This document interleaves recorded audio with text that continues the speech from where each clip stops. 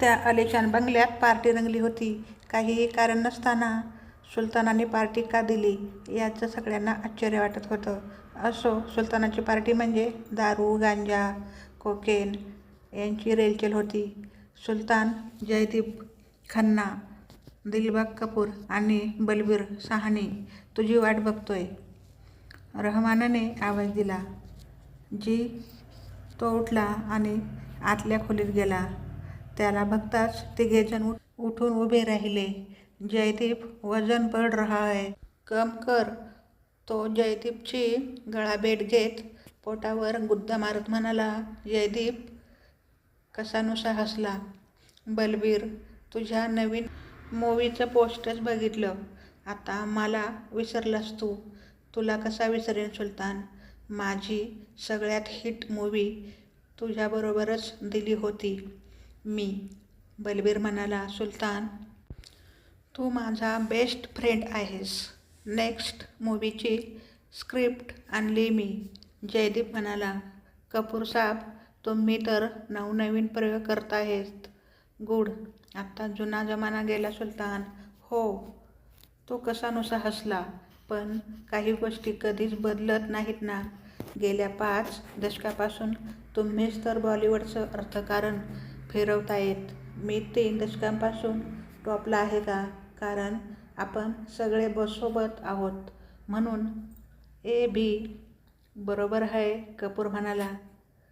मी जेव्हा आलो होतो तेव्हा या इंडस्ट्रीमध्ये माझं कुणीही नव्हतं. आत्ता ही सगळी इंडस्ट्री माझी आहे. तुम्ही लोक माझे आहात आणि आपण सोबत राहतो म्हणूनच बॉलिवूडवर आपलं राज्य आहे. सुलतान अनेक. काय हवंय तुला? मिहीर पाटील, तुमच्या आणि तुमच्या सर्कलच्या कोणाही व्यक्तीच्या फिल्ममध्ये दिसायला नको. कपूर साहेब हसले. सुलतान, आम्ही त्याला एका पायावर आमच्या फिल्ममध्ये घ्यायला रेडी आहोत. पण काय? त्यालाच आपल्या सर्कलमधल्या कुणाहीबरोबर फिल्म करायची नाहीये. सुलतान विचारात पडला. सुलतान, तू काय आणि मी काय? आपण इतकेही पॉवरफुल राहिलेलो नाहीत. असं नाहीये कपूर साब. असंच आहे. आज सगळ्यात मोठा वितरक आणि निर्माता कुणी असेल तर तो जयदीप आहे. पण त्याच्याही मूव्हीला त्याने नकार दिला. त्याला थिएटर मिळाली नाहीत. तेव्हा कळेल, जयदीप उत्तरला.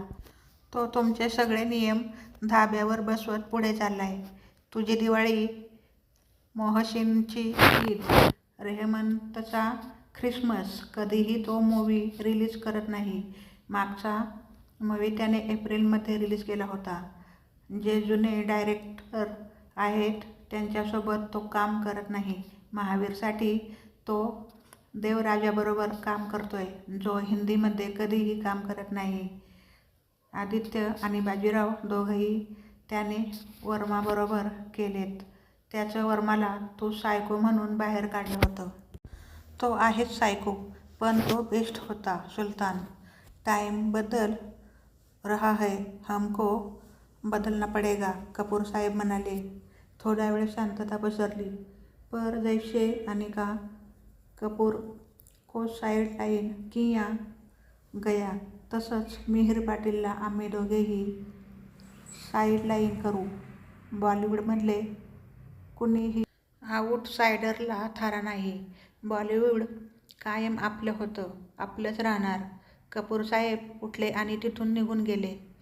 पुढे जाण्याआधी एक प्रश्न विचारतो. तुला बॉलिवूडची काही माहिती आहे का? अज्ञातवासीने मानसीला विचारले. नोप, ती उद्गारली. मग काही बेसिक गोष्टी तुला सांगाव्या लागतील. बॉलिवूड म्हणजेच हिंदी भाषेची फिल्म इंडस्ट्री. पूर्वापार इथे काही फॅमिलीचा अंमल चालतोय. कपूर त्यांच्यापैकी एक. पण साहनी आणि खन्ना यासुद्धा प्रचंड पॉवरफुल होत्या. मिहीरच्या खूप वर्षाआधी सुलतान बाहेरून आलेला होता, पण त्याला अमाप प्रेम मिळालं आणि त्याच्या स्वभावाने त्याने जीवाभावाने मित्रही जोडले. जयदीप खन्ना आणि बलबीर साहनी यांनी त्यांच्या पहिल्या मूव्ही त्याच्यासोबतच केल्या. जयदीप म्हणजे शोबॉय. त्या काळी कुणीतरी स्टार किडला लॉन्च करायचं नसलं तर जयदीप अग्रेसर असायचा. त्याच्या पार्टीज, त्याचे कॉन्ट्रॅक्ट्स सर्व इंडस्ट्रीज प्रसिद्ध होते. त्याची स्वतःची प्रोडक्शन कंपनी होती, स्वतःची विवरण व्यवस्था होती. पण बलबीर त्यापेक्षा पॉवरफुल होता. त्याचं बॅनर त्या काळी बॉलिवूडमधलं सगळ्यात मोठं प्रोडक्शन होतं. पण त्याचबरोबर त्याचं वितरकांचं जाळं सगळ्यात मोठं होतं. आणि याच बळावर ते इंडस्ट्री नाचवत होते. सुलतान, मोहसिन आणि रेहमत, तीन खान, तिघांची एक हाती इथे सत्ता होती. अजून काही स्टार्स होते, पण यांचं स्टारडम सगळ्यात जास्त होतं. नवीन पिढीतल्या स्टार्समध्ये 90% लोक आधीपासून बॉलिवूडमध्ये असलेल्या लोकांचे नातेवाईक होते. त्यांनाच मोठे प्रोजेक्ट मिळत असत. बाहेरचे देखील लोक होते, पण त्यांना छोटे प्रोजेक्ट मिळत आणि काही दिवसांनी ते बाहेर फेकले जात. आणि म्हणूनच मिहीर पाटील आत्ता सगळ्यांच्या रडारवर होता, कारण त्याची सुरुवातच टॉपवर झाली होती. याचा पहिला चित्रपट त्याला स्टारकडे घेऊन गेला होता आणि मुख्य म्हणजे तो सगळे प्रचलित नियम धाब्यावर बसवून आपले चित्रपट चालवत होता. सुलतान प्रस्थापित व्यवस्थेचा फक्त प्रतिनिधी होता, मात्र संपूर्ण व्यवस्था वाट बघत होती फक्त त्याच्या एका चुकीची. तो थांबला आणि त्याने पुन्हा सुरुवात केली. 1-2 वर्षाची छोटी मुलगी हळूहळू त्याच्याजवळ आली. तो झोपला होता आणि बोबड्या आवाजात म्हणाली, "उठ." त्याने अजिबात हालचाल केली नाही. "उठ," ती पुन्हा ओरडली. हा धिम्म होता. तिने दोन्ही हात वर केले आणि धाडधाड त्याच्या थोबाडीत मारायला सुरुवात केली. तो खडबडून जागा झाला. "सुपे." त्याने तिला आवळलं. तिला मजा वाटत होती. तिला जे हवं ते तिला मिळालं होतं. "सोना दीदी, हिला कुणी सोडलं इथे?" "मी सोडलं." ती आत येत म्हणाली. "डेंजर आहे ही. सरळ मारामाऱ्या करते." बापावर गेली तिच्या. "आणि तू उठ आता, 12 वाजलेत." "अगं झोपू दे, इथे शांत झोप लागते." "मग इथेच शिफ्ट हो." शक्य झालं असतं तर तेही केलं असतं, पण पुढच्या आठवड्यात हैदराबादला जायचं आहे. "का रे?" "शूटिंग सुरू होतेय महावीरची." "ए सांग ना, महावीरला चंद्रसेन भेटेल का?" "नाही, आत्ता सांगता येणार नाही." "तू ना." "चल." मी उठतो. "आईसाहेब आहेत ना खाली?" "हो आहेत ना." "गर्दी आहे का?" "असणारच. आमदाराकडे गर्दी नसणार तर कुठे असणार?" "सिरियसली?" "ठीक आहे, चल." त्याने मोबाईल हातात घेतला. कॉफी संडे अनिकाचा मेसेज होता. "शुरू." त्याने टाईप केलं. उद्याच त्याला निघायचं होतं. तो उठला आणि बाथरूमकडे गेला. यशोमती निवास. आमदार यशोमती विश्वनाथ पाटील यांचे निवासस्थान. करवीर दिमाखाने पाटी झळकत होती. 2 कोटींचा निधी मंजूर झाला आहे. टेंडर काढा आणि तयारीला लागा. कामात अजिबात कुचराई नको. "नाही होणार ताईसाहेब. निवडणूक लांब नाही. लोक फक्त यशोमतीताई म्हणून यावेळी मत देणार नाहीत. आपली कामे बोलली पाहिजेत." "बोलतील की." एकजण म्हणाला. "ठीक, जेवणाची व्यवस्था झाली आहे. जेवूनच जा, मी निघते." ताई उठल्या. त्यांनी नमस्कार केला.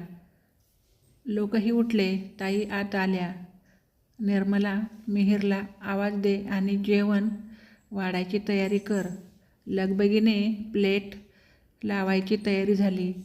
"मी इथेच आहे आणि तुमच्यासाठी खास थालीपीठ." तो बाहेर येत म्हणाला. "अरे हे काय?" त्या म्हणाल्या. "मी तुझ्यासाठी हे उद्या बनवणार होते, पण उद्या मी नाहीये ना, म्हणून आजच प्लॅन केला. आणि तू हे मला आज सांगतोय?" "सॉरी आईसाहेब, जावं लागेल मुंबई. जास्त दिवस सोडून चालणार नाही. त्यात अवॉर्डची पॉप्युलॅरिटी इन कॅश करावी लागेल. वेळ निघून जायला नको. मी येईन पुढच्या आठवड्यात. मंत्रालयात काम आहे. भेट होईलच. मी हैदराबादला निघतोय. त्यांनी निश्वास सोडला. भेटूयात कधीतरी. ओके, त्या म्हणाल्या. हो आईसाहेब. तो हसला. दोघेजण जेवायला बसले. त्याच्याजवळ मनात मुंबई होती आणि त्यांच्या मनात दूर जाणारा मुलगा. तर मित्रमैत्रिणींनो, कथेचा शेवटचा भाग आपला इथे संपत आहे. तर आवडलं तर चॅनलला सबस्क्राईब करायला विसरू नका. व्हिडिओ शेवटपर्यंत पाहिल्याबद्दल धन्यवाद.